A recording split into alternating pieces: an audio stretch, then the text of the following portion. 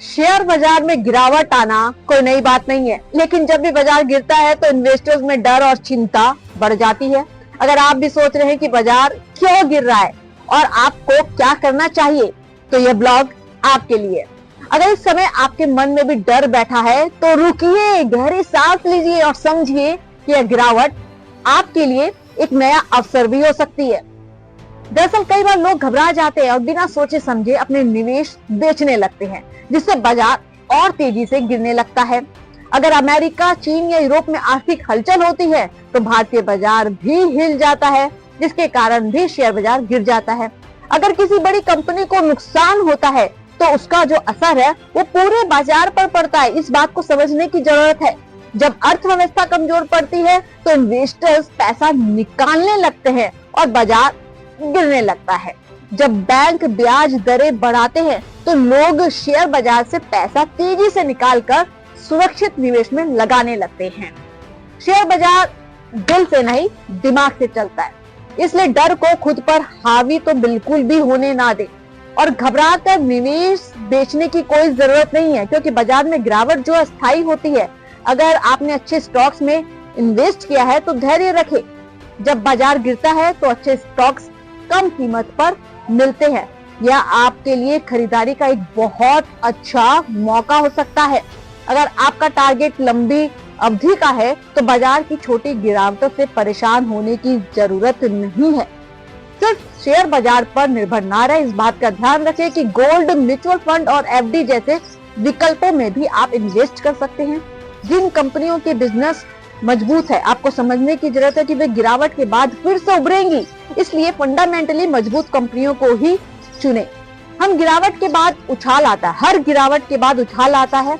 सोचिए कि साल 2008 की मंदी में जिन्होंने घबराकर अपने शेयर बेच दिए वे क्या आज पछता नहीं रहे, और जिन्होंने धैर्य रखा वे आज सफल इन्वेस्टर्स बन चुके हैं। शेयर बाजार में गिरावट आना बहुत सामान्य बात है।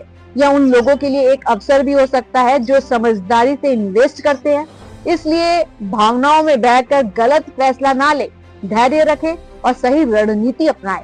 सबसे इम्पोर्टेंट बात, किसी भी तरह का वीडियो देखकर इन्वेस्टमेंट ना करें। इन्वेस्टमेंट करने से पहले एक्सपर्ट की राय जरूर ले लें।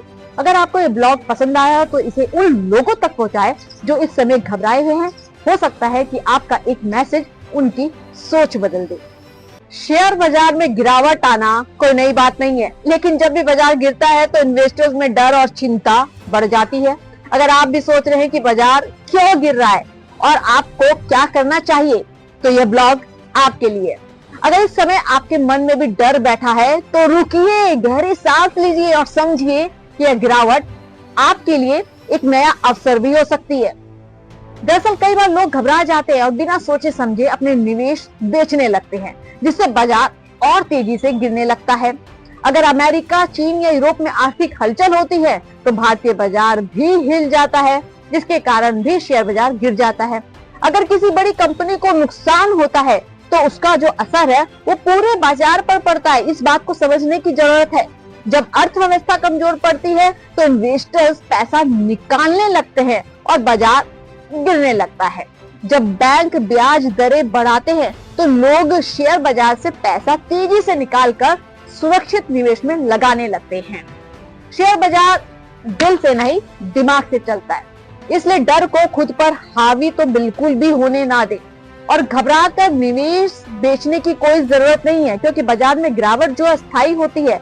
अगर आपने अच्छे स्टॉक्स में इन्वेस्ट किया है तो धैर्य रखें। जब बाजार गिरता है तो अच्छे स्टॉक्स कम कीमत पर मिलते हैं।